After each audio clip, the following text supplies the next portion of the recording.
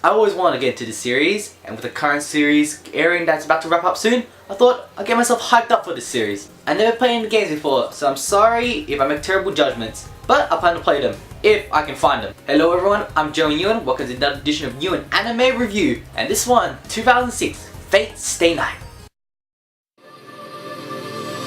きらめく涙は星に風に乗りそうなを飾る月明かり雲に途切れても僕を照らす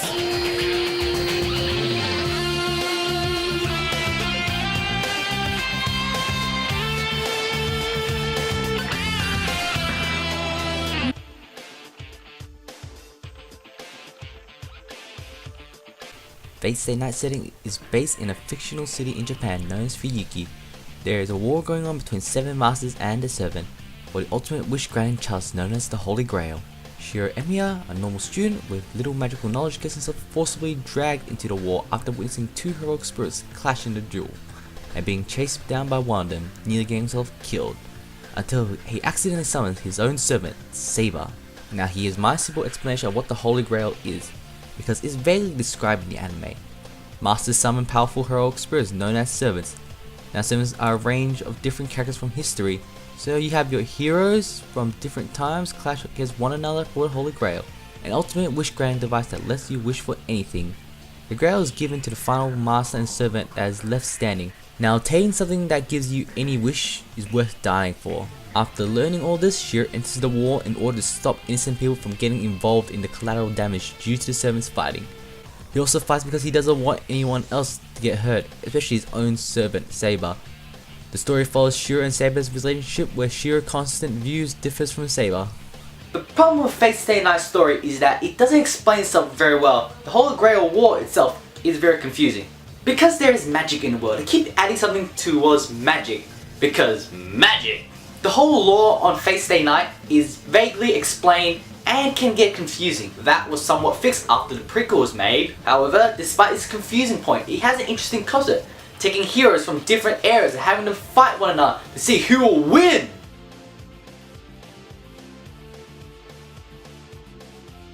The main character and biggest idiot of the show is Shiro Emiya. Shiro is an idiot, and though he is a good guy at heart, willing to go to lengths to protect and help people, it's frustrating to the point when you can see he doesn't have to do it. For too long in the series, he doesn't seem to take the Holy Grail War seriously. He doesn't seem to understand it's a death game. Literally, people are trying to kill you. And yet he doesn't let Saber fight, and he gets in the way of fights because he is an inexperienced mage. He does in the end change a bit and learns what it's really like to help others. However, that takes a while. Saber, the other main character and Shiro's servant, is considered the most powerful class of servants. She is fighting in the Holy Grail to fulfill her wishes, which is similar to Shiro. She can hold her own very well, except for the fact that she is limited by Shiro's ability as a master, because he cannot give her as much as a fully fledged mage could. So she ends up resting for a long time. Saber is a very serious character. She wants to get the job done, but Shiro won't really let her because she is a girl. Another character that gets attention is Rin Tosaka, the master of Archer's class servant. Rin plays the role as a mentor for Shiro, for he is a novice as a mage. She teaches him the basics of magic and the ups and downs of the Holy Grail War. I find the problem with her character is that she's never given any proper explanation for working with Shiro in the first place. She's perfectly capable of herself to win the Grail, as she's considered an outstanding mage at that. I don't feel like her character was given much motivation in Holy Grail War or why she was really in it. The story follows a path that really focuses on the relationship between Shiro and Saber. Because of Shiro's naivety of the Holy Grail War and his method for fighting in the war conflicts with Saber, you see them really bond over time, where they both respect each other. It takes a while before anything really happens though. All the other characters have their own motivations for being in the war. I'm glad they don't have a generic motivation such as greed or anything like that for wanting the Grail. They all have a backstory explanation to explain why they want the Grail. However, I don't think they'll give enough screen time to be interesting enough for it. The show focuses so much on Shiro, making all the other characters feel like they'll just line up to be beaten by Saber. However, later during the season comes a villain I adore so much.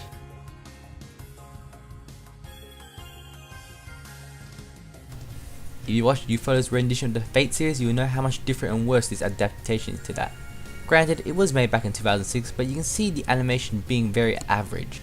It looks alright when they're still images because it felt really like a visual novel, but when the characters start moving it doesn't feel completely right and natural.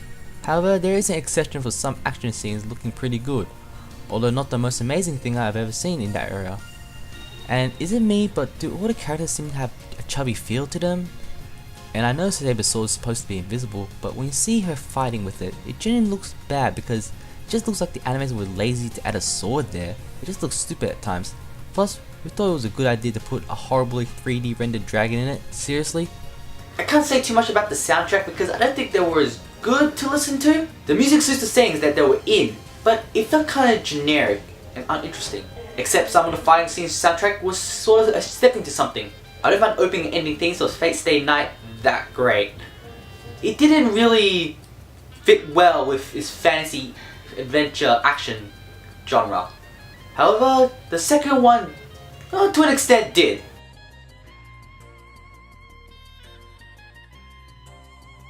Now I'm gonna say you're probably not gonna like Fate Stay Night if you've seen Unfoldable's adaptation of Fate Zero. I really enjoyed the show because I like seeing fantasy heroic characters come to life and fight one another.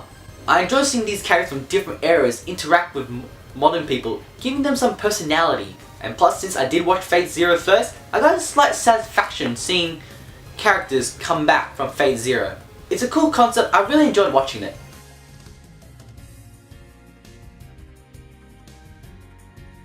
As for my final verdict, I give Fate Stay Night story a 6 because there were too many times where the story really drags and doesn't explain much of the lore itself, making it rather confusing. However, I do like the concept of it, you just need to explain that concept clearer next time. For animation sound, I give them a 6 each because the animation at times looks alright, but then it can look rather average and uninteresting. The action scenes look fine when they get it right, however some sequences look stupid like Saber's invisible sword fights, plus that 3D rendered dragon. The sound is kind of generic, they do their job and opening themes do get in your head over time, however I find it really hard to love it. For the characters, I give it a 7 because Shiro is an idiot and takes a while to develop. However, the relationship between Shiro and Saber gets interesting because the more they interact with each other, the more they learn from each other. And Saber being a mysterious character and all, the supporting cast got their small time to shine, but it was short-lived. As for my own personal enjoyment, I give it a 7 because I really like the concept and enjoy watching these characters interact and fight with each other. I enjoyed the story, it did take a while, but I enjoyed it. For my final, I give Fate Stay Night a 6.5 out of 10. It's an above average anime, but it doesn't compare to its other anime adaptation. Once you get your head wrapped around the lore, the story, and the characters get interesting. I recommend you watch this show if you're planning to watch all the Fate series anyway. However, it's okay to start with this one, then watch on Ufotable work. However, you don't necessarily need to watch this one to get into the Fate series as well. I can also recommend this to fans of action fantasy anime, as I believe the concept itself will sell, because it's watching your fantasy heroes clash against one another. Well, that's it for this edition of Newin Anime Review. Like always, if you want to read the written review, the link is down below, straight in the description, straight to my anime list. And as always, if you like the video, please give it a thumbs up. If you don't, give it a thumbs down. If you can't be bothered, go watch another video. And when that all said and done, just remember, people die if they are killed. Sayonara!